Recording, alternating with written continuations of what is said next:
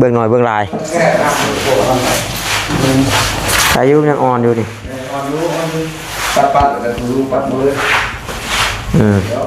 เด้อเป็นอะไรยังมึงได้ปัดได้เด้แค่จะดูกระโหลกจะมีถ้าดูดกระโหลกง่ายอยู่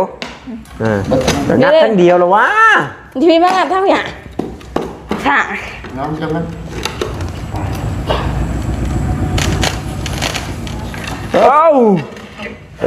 หานี่ทอนั่นพี่เด้นี่ก็ต้นนี่ก็ต้นนี่แล้วบริเมื่อมือนี่นี่เด้ก็ต้นนี่โอ้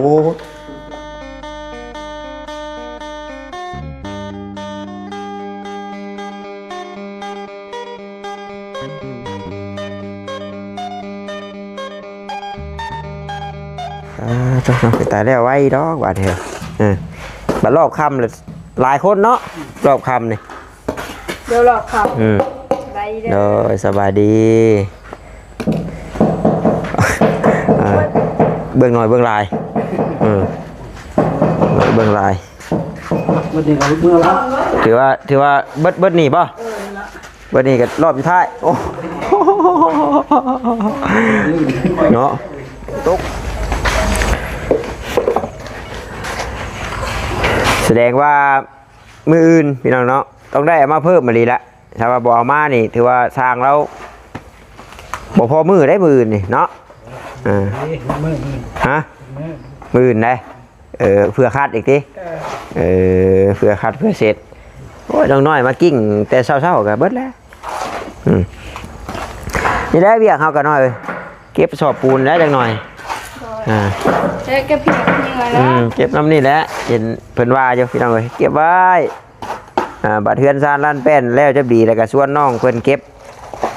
ให้มันละเอียดเด้อบาต้าเด้อประสันเนาะเป็นไม้ต่อขอกลาบ่ยากดอกเดี๋ยวทำแม่แล้วมากับแป้นแล้วเตือนเลยทำเพื่อนเพิ่นแล้วนี่เพื่อนยังบ่ทันแล้วชื่อพี่น้องเลยโอ้ยขยันได้เลยเลี้ยวไว้ดอกอย่างนี้โธ่เต้นคือบอกให้ประชาเราขวดเอา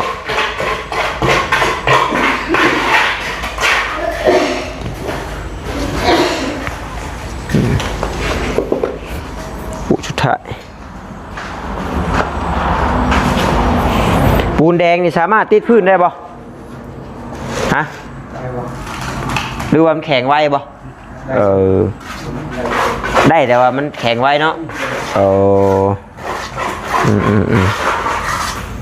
มันก็คนละแบบคนละแนวได้พี่น้องเนาะแม่ที่ว่าปูนสิได้แล้วเอาพี่น้องเลยเนาะจังใดก็ขอกราบทักทายสบายดีเด้อพี่น้องเด้อเนาะ FC กันเบิร์ดสุขุสู่คนพี่น้องเลยบ่อยทางฝั่งลาวฝั่งไทยทั้งต่างประเทศนำกันยินดีต้อนรับเข้าสู่ช่องของบาตาบ้านเฮาคือเก่าเนาะพี่น้องเนาะทางแต่พอแล้วก็ได้จังได้พอว่าขอญาติน้ำมันยังมันคืออยากเหลื่อมมันเป็นยังไงน้ำคันกัดบ่ว่าตึงบ่เอาน่ะบ้าทำเจ้ามีขนาขาดนะพ่อเบิ้งเขาชิว่านะนี่ทำขนาขาดนั่นกระสอบนี่เนาะดีกว่าจูดไพ่ทิ่มได้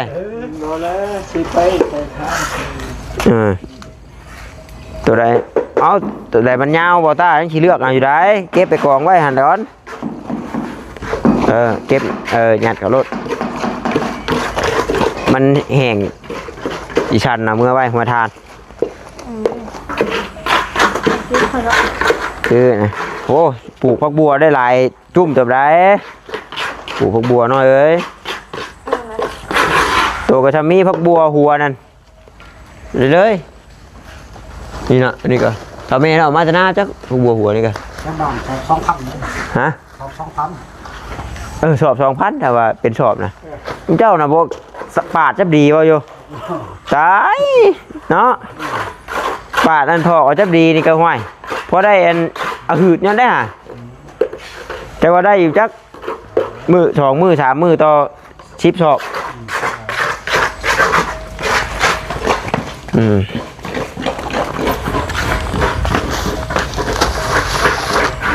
ได้ก็เก็บอ่ะ แนวมันได้กินได้ก็เก็บได้บ่กินเองเก็บเองเกี่ยงเอง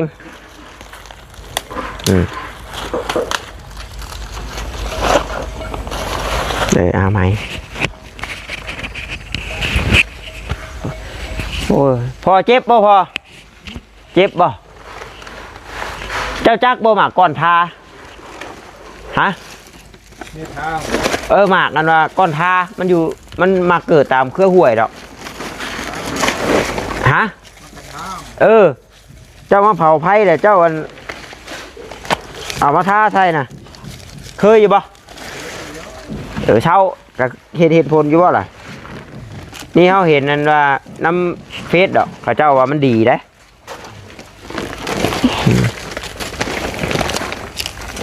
เจ้าว่ามันดีเพื่อนอยู่ทานเอาไว้นะยันฝนตกไปเลยกำลังเริ่มหมักเนาะเจ้ายังสิกลับเข้าไปหน้าอีกบ่หรือว่าอยู่นี่เลย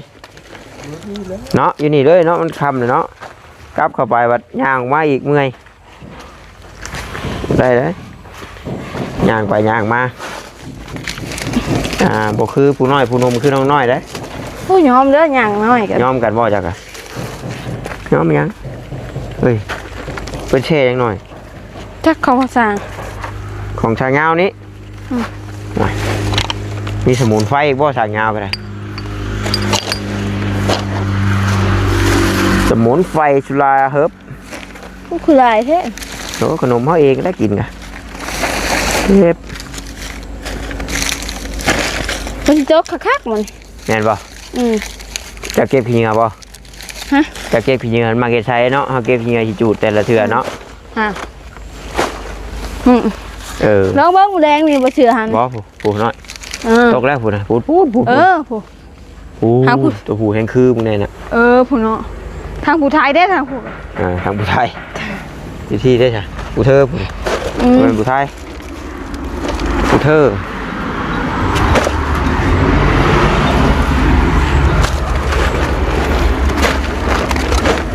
ใส่เบ็ดกบจักว่าถึกแล้วจักงามเนาะถึกแล้วกบมันง่ายแต่เราแล้วก็เป็นบล็อกเป็นอย่างน้ำนี่พี่น้องเนาะแล้วจังทอดไว้ทอดเอาคนไว้ไปโฮมบอลเดียวกันไว้ใส่ของหน้าเขาขี่ทองยางใส่ทองเขาเบิ้ง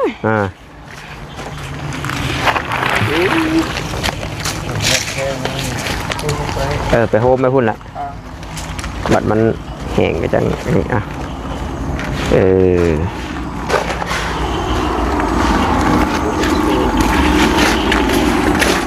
เด้นี่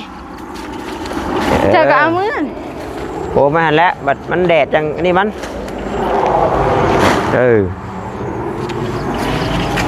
บัดมัน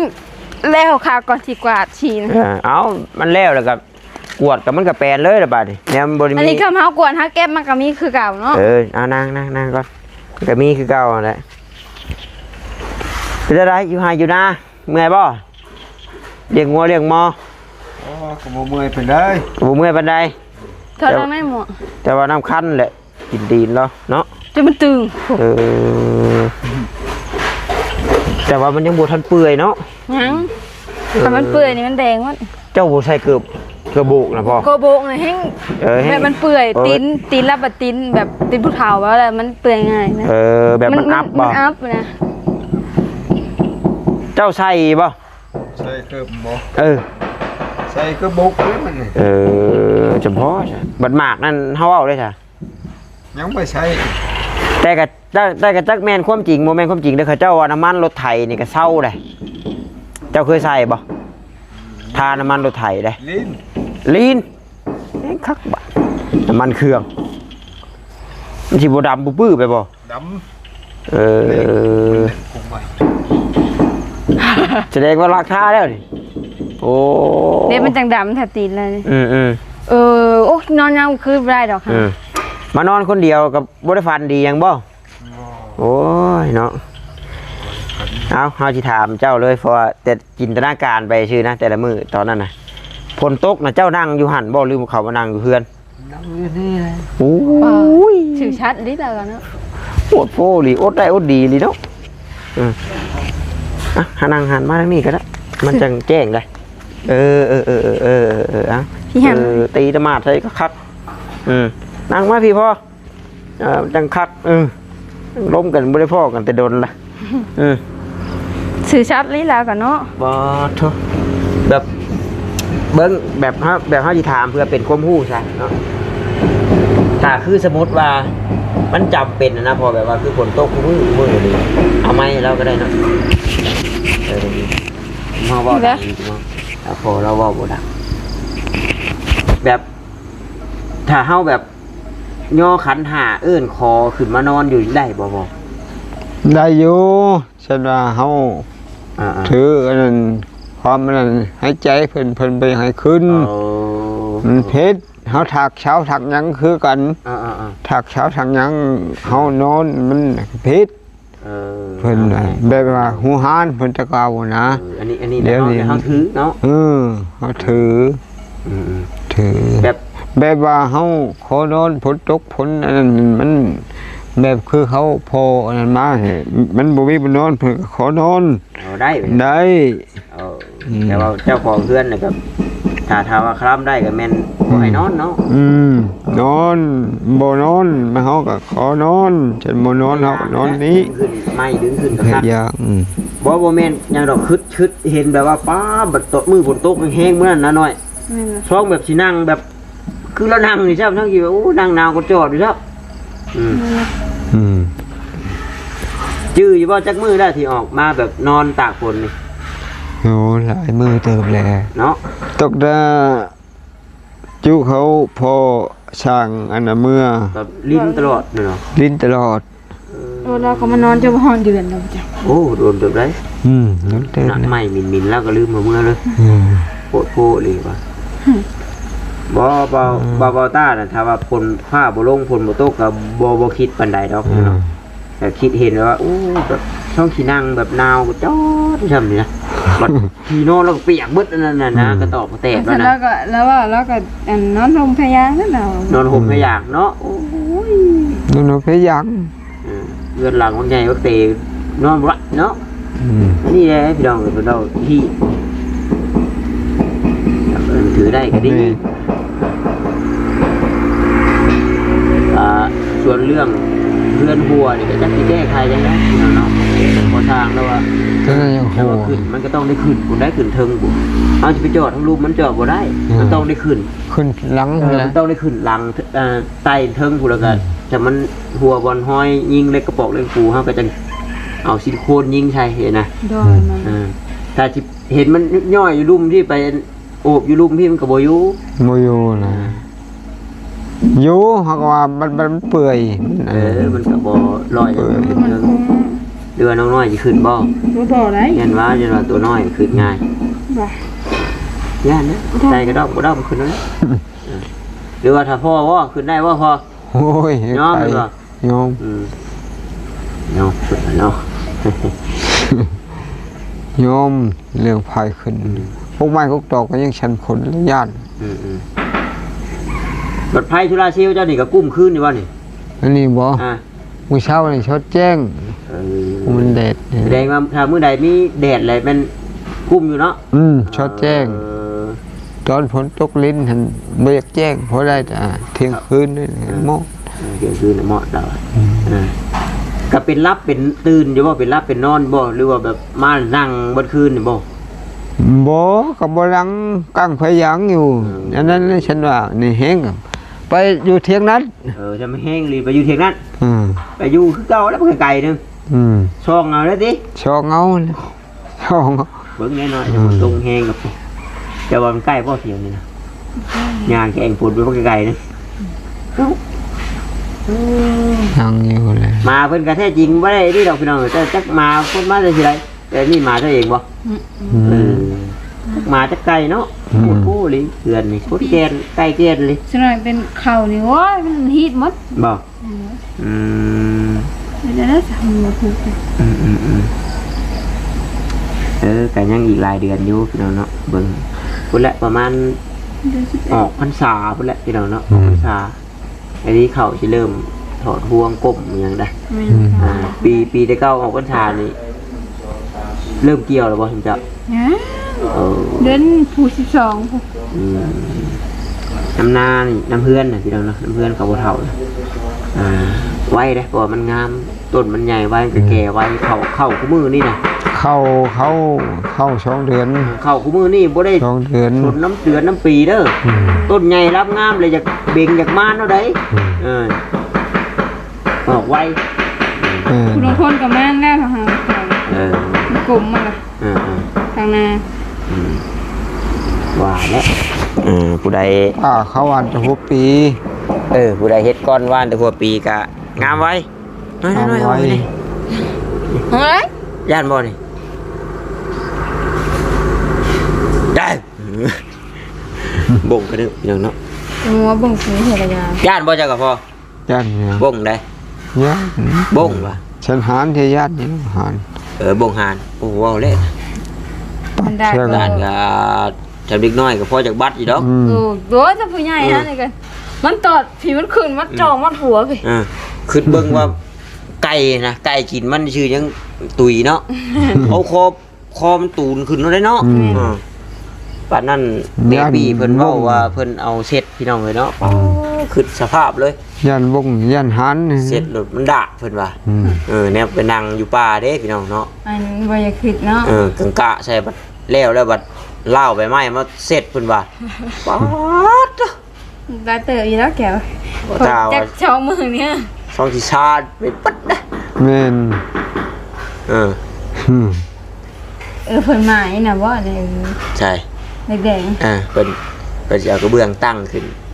กันเด้จักอยู่ติเอาแอว เอาขึ้นมาพุก ก็พี่ เพิ่นก็ตั้งกระเบื้องขึ้นแผ่นนึงจะลองไปลองเบิ่งให้ท่านผู้เชื่องามบ่แล้ว โอ้ ขึ้นออกอยู่ติ โหอยู่อันนี้เฮ็ด ตั้ง ขาอันนี้ เพิ่นเดินแอว ผาแอวมัน โอ้ปิ่งๆแล้วนะมิกิ้ง งามเลยพักเลยบัด โอ้ยติดไฟดอกกระดานนะแบบมีไฟสองไฟฟ้า ไฟแสงสีอีก ไม่อยากสิบรรยายแล้วนะ มักสีใดก็ซื้อมาใส่เลยเนาะยิบยับ แต่ เลย วันนี้เฮาแบบเฮาเพื่อนซะเฮาก็แต่งแบบซื้อแบบอีหยังอันดามาติดนะนะ จะแนวมันแหลเนาะมักนั่นใดก็แต่งใส่พี่น้องเนาะ มักเลยก็ใช้เนาะ ตาอ้ายนี่ห่วยยอมได้อันไผหุงหลายๆเหลือบตาเวลานอนนอนยังปิดไผได้มื้อไหนก็ใต้ไปโคมเลยขึ้นเบิ่งใต้ไปโคมเลยอ้ายน่ะปิดไฟฟ้าไว้ก็ใต้ไปโคมเหลื่อมตาไว้ดอกไผใหญ่มันเชิงกลางนะ เลยแบบอันนั้นบ่ ถ้าเป็นไปได้นี่บ่อยากใช้ทับดอกไผ่ใหญ่ถึงกลางใช้ขอบเอาเลยพอจะมาใช้ไว้ก็ใช้แบบเวลาแบบเอายังบ่รับบ่นอนเฮาจะเปิดก็ได้เองแต่ตอนรับนี่โอ้ยเปิดไฟก็แล้วบัดมอดบัดมืดโพดบัดนี่คูณภาพลืม ถ้าบ่มีลูกก็ใครอยู่นี่เรียนลูกตกเตียงตกหยังเรื่องนั้น อ๋อปุ๊บกระดัง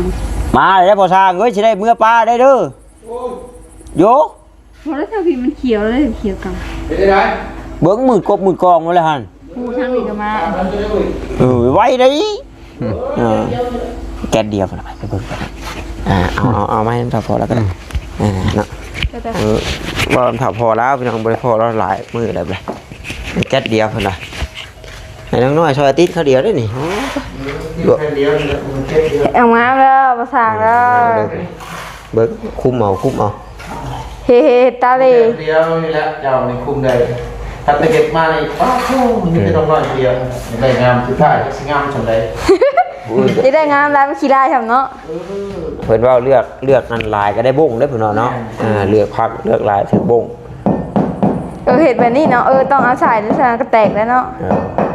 ในแรกก่อนพอลืมมือเช่าพาไปจะมาเป็นเจ้า ข้อข้อหลีมันต้องเป็นยางบ่ แม่นี่ครับเมียไปตลาดวันนี้นะเช่านี่นะครับเช่าแถวโทรเอาช่องทำซ้ายยังตัวท่านมา จันว่าให้เมียมาส่งบ่ พอแล้วก็มีพอลูกพอลูกเลย แล้วมีลูกน้อยเลย โอ้ยพอได้กลุ่มเพื่อนฉันกุ้ยมีแต่สองคนผัวเมียกันอยู่แต่มีกูมีเรื่องแล้วเกือบ ใช้ผ่านไหมครับ ถ้าพอนะ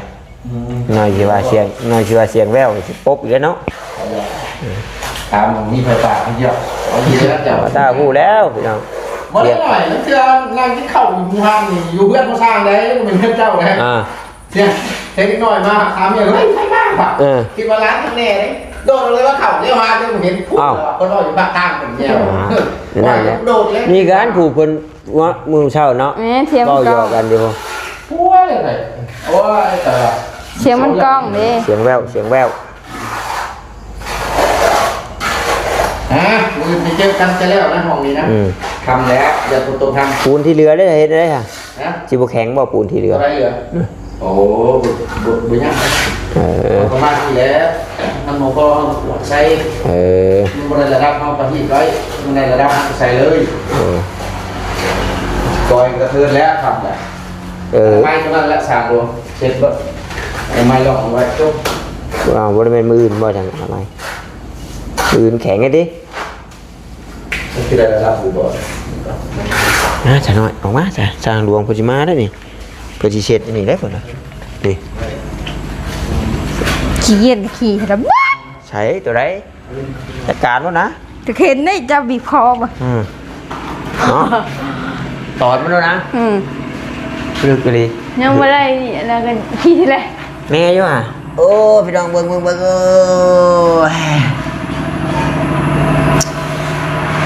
ยามแล้วมันจังนอนจังหัวบ่ร้อยแล้ว โอ้มันก็เงียงร้ายกับบ่อยากปานใดได้ เอาแม่นบ่มันเป็นตะลุกอยู่กลางน่ะมันจังทึบอยู่กลางน่ะมันเป็นตะลุกอยู่ แม่นอะไรมันทางเป็นก็ทาง ปูนนี่พ่ออยู่บ่ปูนบ่พ่อบ่จุมเจ้าเบิดจักลูกมื้อนี่ฮะ7ลูกปาพี่น้องเนาะติดกระเบื้องนี่บ่แม่นว่าบ่เปลืองเด้อซะเนาะ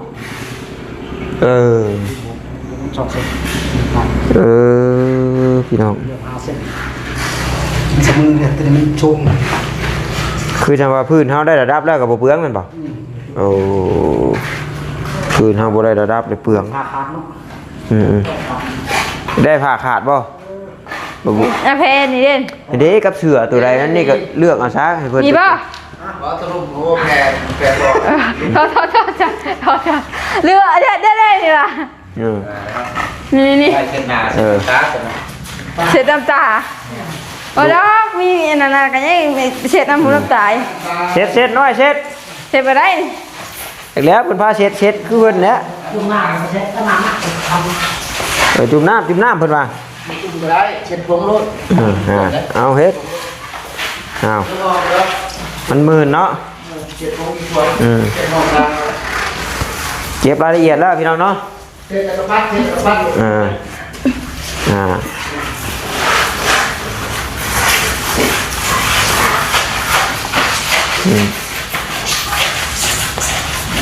ก็ง่ายอยู่ โอ้มือเลยเจ้าใหม่เนี่ย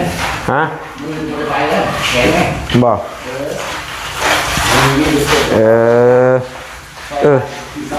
กับมือนึงได้น่ะคู่โคกมองนะเอาน้องน้อยเอานอนเอาหลังกิ้งเกือกไว้ก็ได้เด้เบิ่งเจ้าพลอยปัดให้นี่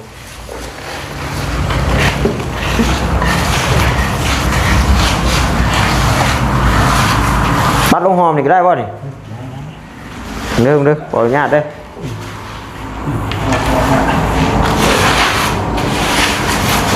ไปเลยน้ำไปลงบ่อน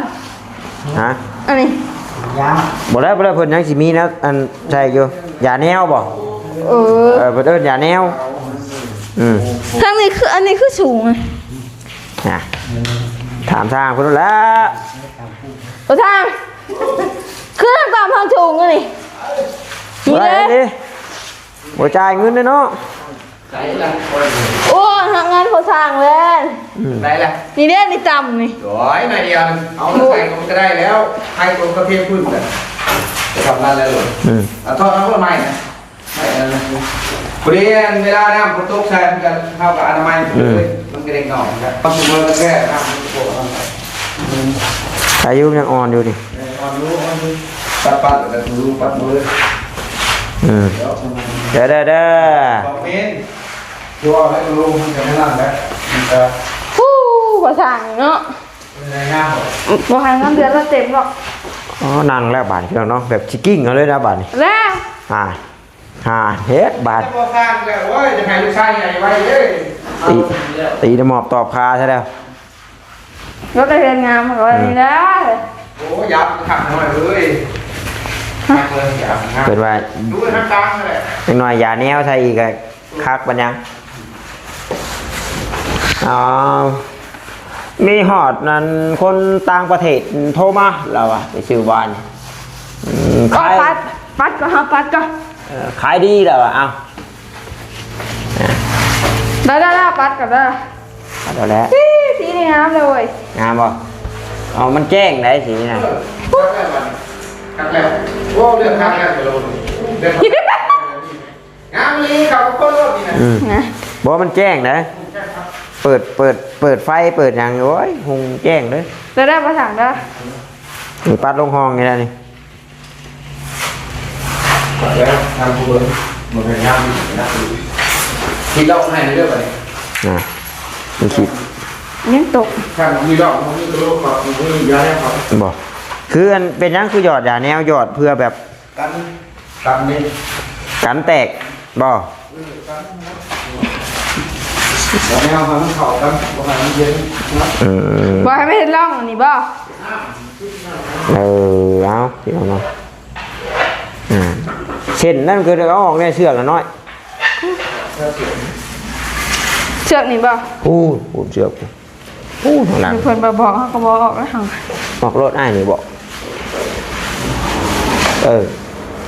พี่เจ้าก็จับตัวบอลจับได้พี่ตี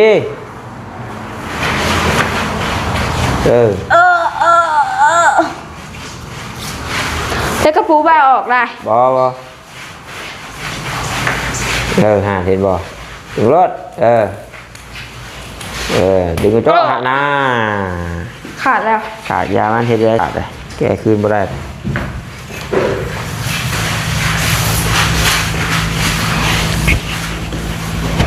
ปวดเท่าปวดแรงเด้อปวดแล้วเด้อ ยูอาจจะมันเหลืองผู้แล ห้อง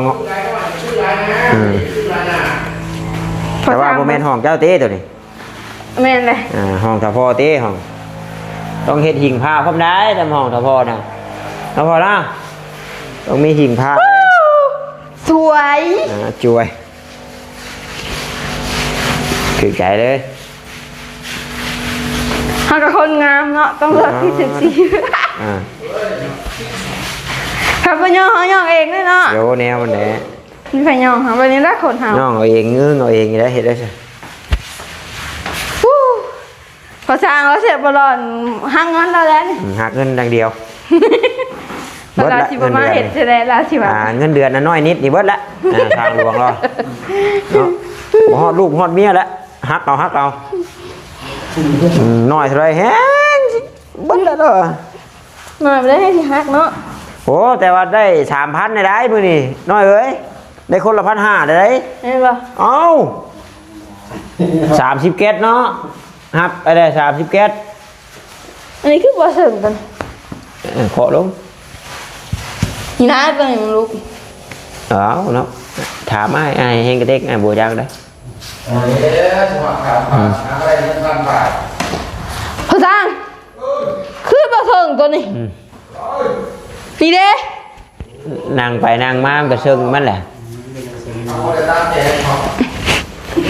บนน้ำมันบิดมันเบี้ยวทั้งต่ำทั้งสูงเนี่ย เจ้ายังว่าท่วงแค่นั้นไอ้ตีท่วงเป็นยังคือบุติดให้มันแล้วเป็นห้องไปเลยว่ะนะป้าว่ายังไม่ใช่นะเนาะเจ้ามันน้อยใจแล้วมันบูเชิง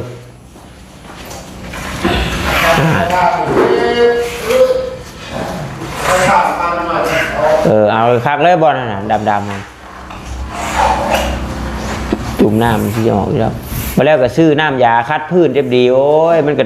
เหลื่อมปิ้งวิ่ง ฮัตจิโฮสิทูแต่ละมือนี่ ให้มันเป็นคือเว้าเด้อ เรียกว่าทางเราขีดอะไรเนี่ย ขีดเจ้าฐานแล้ว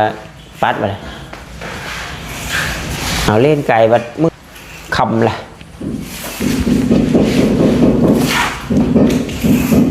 ขีดเดี๋ยวเพิ่นไปป้ายยาแนวเลย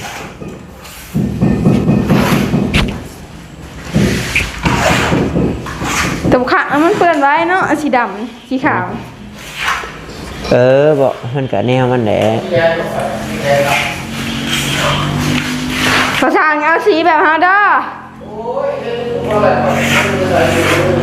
บ่นะเจ้าสีเอาสีขาวเลยมากินนี่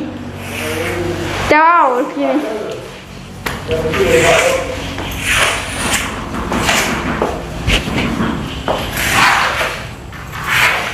ก็พออยู่ว่าก็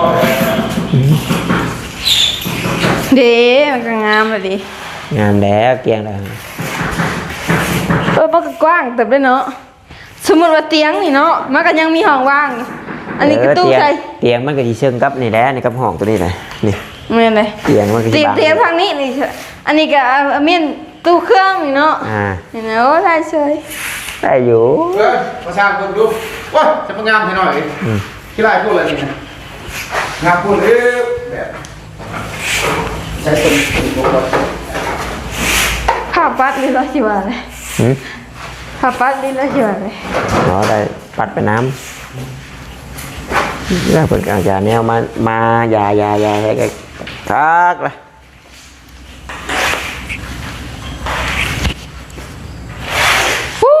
งามบ่อยากสิบรรยาย และคนงามเลือกสีนะ สวยจริงสวยจังสวยเวอร์สวยแบบกระซากลากถูสร้างลวงตรวจพ่อแล้วมาเช็คหน่อยตัวนี้ ตัวไหน นี่ เป็นไง ขอเบิ้งเป็นอะไร ยังมึงได้อันได้ เด็ด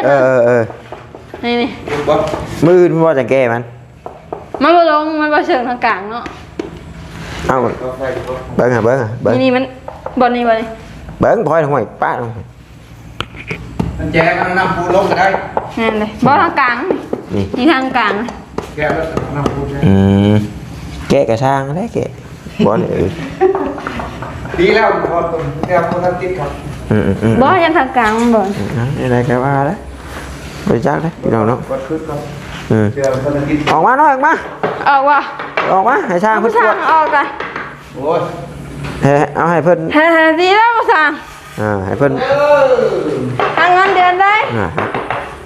ก็เราสิบมาเห็ดซาบอเราอะ มีอยากหักเงินเดือนดิ เห็นนะพยานเดินเจ้าเราคอยกันเอาสนมลูกคอยแล้ว เนี่ยใคร กู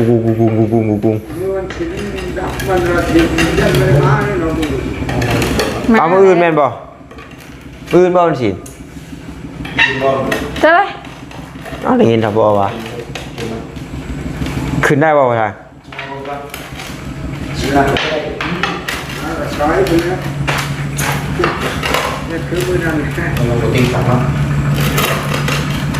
แต่มันโค้งๆแค่นั้นเอาน้ำปูลงใช่บ่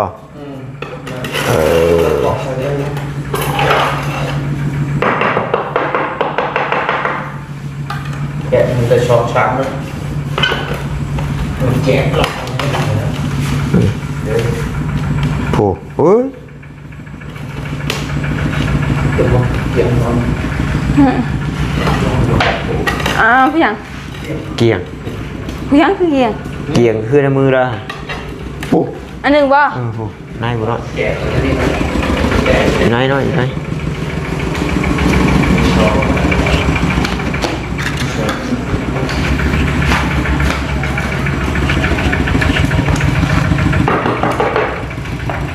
แนวลูกก็ได้จับตัวแข็งแรง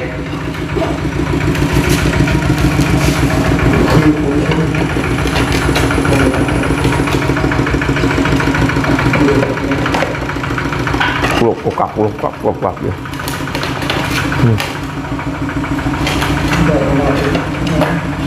โอ้จนเกียงแล้วจนบิ ตัวนั้นเนี่ยตัวนี้บ่เนี่ย แจ็คกระดูกกระโหลก จะมีนะดูดกระโหลกนั่นง่ายอยู่ เนี่ยทางเขาแก้มตัวนี้นะ แกะแตกกระดูก เอาหน่อยทนบ่ได้แล้ว เอาหน้าหน่อยเอาขึ้น ลงมือเองแล้วผู้เอ็ด เดี๋ยว เดี๋ยว อ่านได้แก่แล้วอีหลีบัดฮะ เอา เฮ็ด โอ้จะได้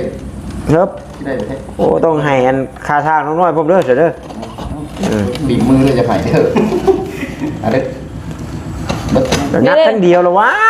ที่มีบ้างอ่ะเท่าอย่างค่ะ น้องจังมัน เฮ็บ คือเมื่อคืนทางผีนะ เก่าเลยนำมาได้สามเป็นมุม หมอมีแนวดูดกะโลเนาะ ตัวนี้มันดังตักๆเหรอเนาะ แต่มันเต็มเด้ แต่น้ำปุ้นให้มัน จำแถวใดบ่เต็มมันก็สิกุกๆๆๆๆ อะไรกระปู เฮ็บน้อยนึง ว่าเราอะ น้อยนึง เออ เอ้าหานี่ทอนั่น มันเอาน้ำ ผีเด้ ปุ้นมันน้ำปุ้นมัน โอ้ยโดนใส่มือแล้วเจ้าบุขูดกะยะโดดใหม่ป่ะ ชวดเลยเว้ย ชวด ตัวว่าโอ้จาน